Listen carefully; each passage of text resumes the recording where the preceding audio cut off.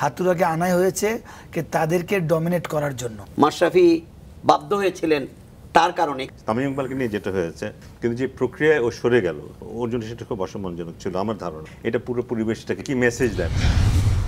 হাতুড়া সিং তার সঙ্গে তামিমের একটা ঝামেলার কথা আমরা এখন সবাই জানি। এখন আমরা দেখছি যে আরেকজনের সঙ্গে তার গোলমাল লাগছে, আমাদের খালেদ মাহমুদ সুজন। তিনিও কোচের বিরুদ্ধে অনেক কথাবার্তা বলছে। প্লেয়ারদের সঙ্গে তার ঝামেলার কথা তো একটার পর একটা বেরোচ্ছে। আমি বুঝছি, আমি মনে করি যে কোচের ঝামেলা আছে।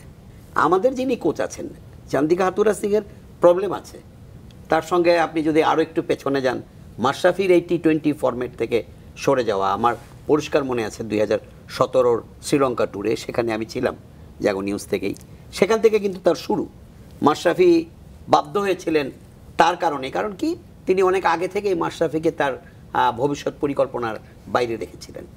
মাশরাফির চলে যাওয়া, তারপরে তামিম ইকবাল এর আগের টাইমে যখন ছিলেন তখন তিনি যেভাবে চলে গেছিলেন সেটা কি আমাদের জন্য খুব সম্মানজনক ছিল? না, সেটাও ভালো ছিল না। তিনি আমাদের দলকে বিপদে ফেলে এবং আমাদের যখন খারাপ সময় তখন তিনি আমাদের সঙ্গে ছিলেন না, বা আমাদেরকে একদম স্ট্রেট ওয়েতে আমি বলবো যে বুড়ো আঙুল দেখিয়ে চলে গিয়েছিলেন। তো বিপদেই তো বন্ধুর পরিচয়। তো সেই হাতুড়া সিংকে আমরা আবার এনেছি। তিনি এখন এটা কি ঠিক হচ্ছে কিনা ফাহিম ভাই আপনি একটু বলবেন?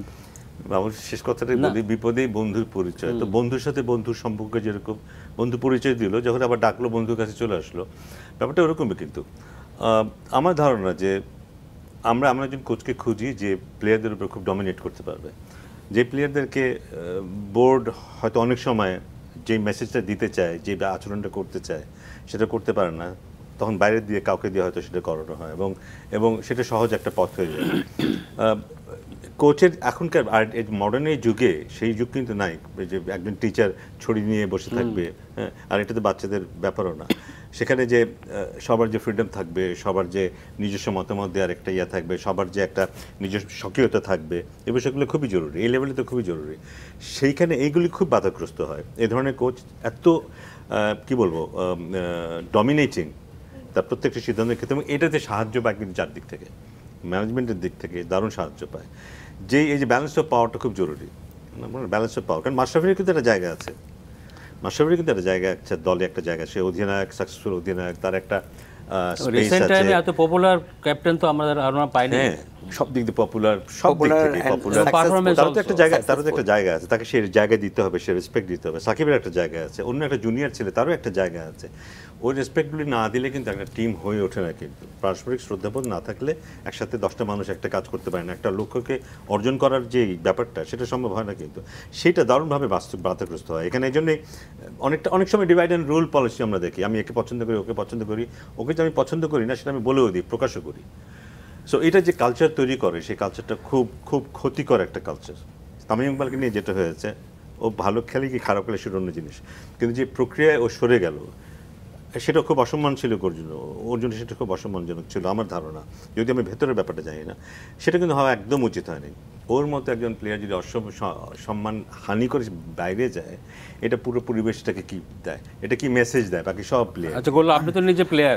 আমি এটা একটু ক্লিয়ার করি। আমি এই যে যেটা আলোচনা হচ্ছিল, আপনার আমাদের মাশরাফির সরে যাওয়া, আমাদের তামিমের চলে যাওয়া, দেখেন এটার জন্য তারা সরাসরি ইঙ্গিত না হাতুড়া সিংয়ে আমি যখন উনি সেকেন্ড টাইম নিয়ে আসলেন, ক্রিকেট বোর্ড ক্লিয়ার কনসেপ্ট দিলেন যে একজন মানে এই টাইপের চ্যাম্পিয়ন প্লেয়ার যারা আজকে আমাদেরকে কন্টিনিউ সেলুট টু দেম, এই 5-7 জন consistent performer, that's why they are superstar আমাদের, ঠিক আছে? তো ওই একটা জায়গায় হাতুড়াকে আনাই হয়েছে যে তাদেরকে ডমিনেট করার জন্য, বিকজ তারা সাম প্লেয়ার যেভাবে তার কন্ট্রোলের বাইরে চলে যাচ্ছিল। হ্যাঁ, এটা ওদের বক্তব্য। তাহলে আমি বলেছিলাম ম্যানেজমেন্টের বক্তব্য। হ্যাঁ, তাহলে একটা মানে এটা অফ দ্য রেকর্ড বলছি, তাহলে একটা হেডমাস্টার নিয়ে আসেন।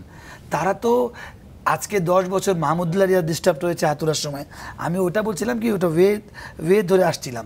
বাট কোচকে আপনি অবশ্যই একটা পাওয়ার দিবেন, বাট যে পাওয়ারে আপনার যারা চ্যাম্পিয়ন প্লেয়ার বা কনসিস্টেন্ট, বা আপনি জানেন কি আপনার লটে কতটুকু বাঞ্চ অফ প্লেয়ার ঘুরে ফিরে কিন্তু আমাদের পারফর্ম করার মতো ওই 7-8 জন 10 জন, আর বাংলাদেশ টিমে ঘুরে ফিরে কিন্তু 20 থেকে 25 জনই খেলে।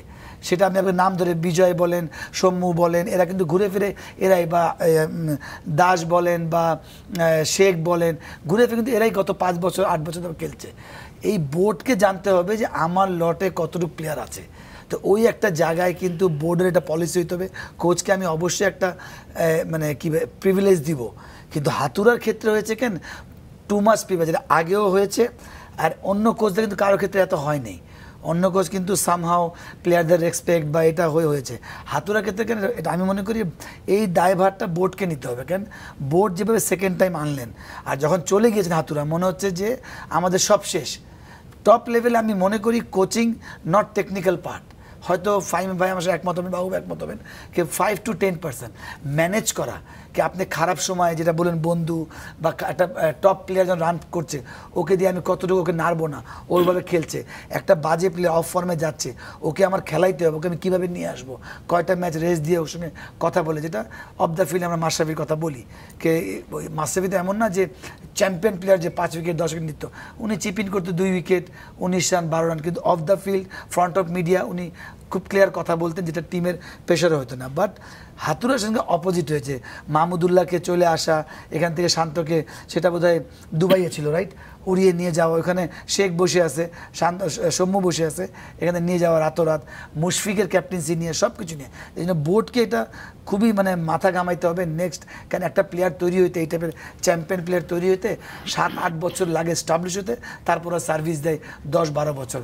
আমাদের আজকে পর্যন্ত নান্নু থেকে নিয়ে মিনাজুল নান্নু থেকে নিয়ে এখন তামিম পর্যন্ত ফুল স্টপ যদি দেয়, স্টিল কিন্তু যে কোনো কোচ তার মতো দল করতে চায়, তখন এই 2-1 সিনিয়র প্লেয়ার ডিস্টার্ব হয়, যেটা এন্ড অফ দ্য ডে ওরও সময় শেষ হয়ে যায়, নতুন প্লেয়ারও ওইভাবে পারফর্ম করতে পারে না, সেটা হাবিবুল বাশার হোক, আমিনুল ইসলাম বুলবুল হোক, নান্নু হোক। এটা আমাদের আগেও আমি বলেছি, আজকেও বললাম।